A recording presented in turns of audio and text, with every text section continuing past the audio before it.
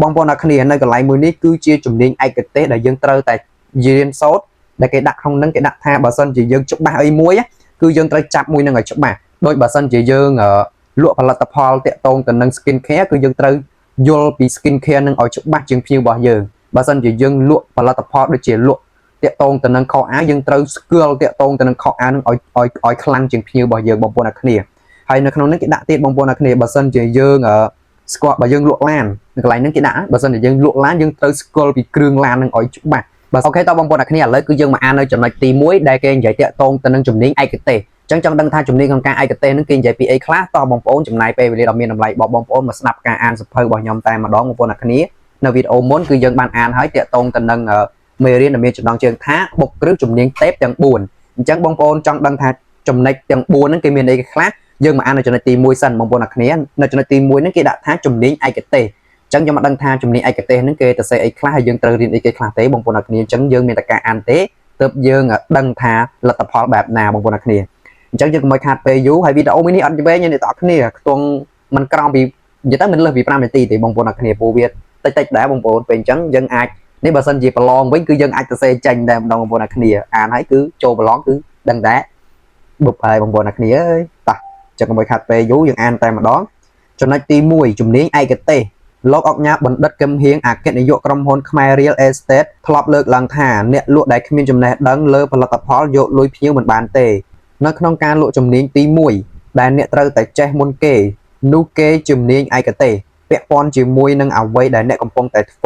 តែលក់ផ្ទាល់តែម្ដងបើអ្នកលក់ទូរស័ព្ទក៏ត្រូវតែដឹងរឿងទូរស័ព្ទឲ្យច្រើនជាងភ្ញៀវដឹងទូរស័ព្ទឲ្យច្រើនជាងមនុស្សសាមញ្ញបើលក់រថយន្តត្រូវតែចេះពីគ្រឿងរថយន្តឲ្យច្បាស់ជាងភ្ញៀវច្បាស់ជាងមនុស្សសាមញ្ញធម្មតាព្រោះអ្នកលក់ខ្លាំងគឺជាអ្នកជំនាញត្រូវតែជំនាញជាងភ្ញៀវលក់អីរៀននឹងរៀនឲ្យច្បាស់ចាប់អីចាប់នឹងឲ្យច្បាស់កុំរាយម៉ាយសាវ៉ាពេកអ្នកមិនអាចខ្លាយជាអ្នកជំនាញក្នុងអ្វីដែលអ្នកកំពុងតែលក់នោះទេបងប្អូនអ្នកគ្នានៅកន្លែងមួយនេះគឺជាជំនាញឯកទេសដែលយើងត្រូវតែរៀនសូត្រដែលគេដាក់ក្នុងនឹងគេដាក់ថាបើសិនជាយើងច្បាស់អីមួយគឺយើងត្រូវចាប់មួយនឹងឲ្យច្បាស់ដូចបើសិនជាយើងលក់ផលិតផលតាក់ទងទៅនឹង skin care គឺយើងត្រូវយល់ពី skin care នឹងឲ្យច្បាស់ជាងភ្ញៀវរបស់យើងបើសិនជាយើងលក់ផលិតផលដូចជាលក់តាក់ទងទៅនឹងខោអាវយើងត្រូវស្គាល់តាក់ទងទៅនឹងខោអាវនឹងឲ្យខ្លាំងជាងភ្ញៀវរបស់យើងបងប្អូនអ្នកគ្នាហើយនៅក្នុងនេះគេដាក់ទៀតបងប្អូនអ្នកគ្នាបើសិនជាយើងស្គាល់បើយើងលក់ឡាននៅកន្លែងហ្នឹងគេដាក់បើសិនជាយើងលក់ឡានយើងត្រូវស្គាល់ពីគ្រឿងឡាននឹងឲ្យច្បាស់បើសិនជាយើងស្គាល់អត់សូវច្បាស់ទេក៏យើងមិនអាចយកលុយភ្ញៀវនឹងបានដែរបងប្អូនអ្នកគ្នាដោយសារអីភ្ញៀវចាស់ជាងយើងហើយដល់ពេលយើងអ្នកលក់នេះយើងអត់សូវជាណានាំរបស់គាត់បើយើងអត់ត្រូវចិត្តគាត់គាត់ក៏មិនត្រូវចិត្តគាត់ដូចគ្នាគាត់មិនតែញយើងបងប្អូនអ្នកគ្នាអូខេបងប្អូននៅកន្លែងហ្នឹងក៏មានតែប៉ុណ្្នឹងហើយបងប្អូនអ្នកគ្នាគឺខ្ញុំបានអានបញ្ចប់ហើយបងប្អូនអ្នកគ្នាវាអត់វែងទេបងប្អូនចូល3នាទីជិត4នាទីអានេះគឺអាហ្នឹងជាមួយវគ្គហើយបងប្អូនអ្នកគ្នាតែតាក់ទងទៅនឹងទី1ចំណុចទី1គេនិយាយតាក់ទងទៅនឹងជំនាញឯកទេសនៅកន្លែងមួយហ្នឹងគឺខ្ញុំបានយល់តាក់ទងទៅនឹងជំនាញឯកទេសបងប្អូនអ្នកគ្ន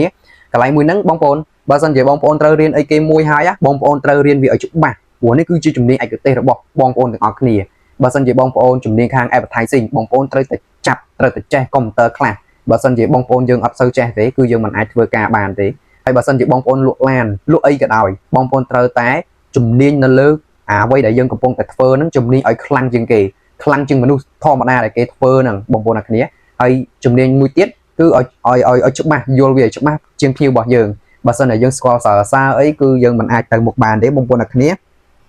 ាអូខេបងប្អូនអ្នកគ្នានៅវីដេអូមួយនេះក៏យើងមានតែប៉ុណ្្នឹងហើយបងប្អូនអ្នកគ្នាគឺខ្ញុំបានអាននៅចំណុចទី1ចប់ហើយគឺខ្ញុំបានអាននៅជំនាញទី1ចប់ហើយបងប្អូនអ្នកគ្នាដែលគេនិយាយតាក់ទងទៅនឹងជំនាញឯកទេសអញ្ចឹងនៅជំនាញអញ្ចឹងនៅវីដេអូបន្តទៀតគឺយើងទៅអាននៅចំណុចទី2បងប្អូនអ្នកគ្នានេះវីដេអូមួយទៀតគឺយើងទៅអាននៅចំណុចទី2បងប្អូនអ្នកគ្នាដែលគេនិយាយតាក់ទងទៅនឹង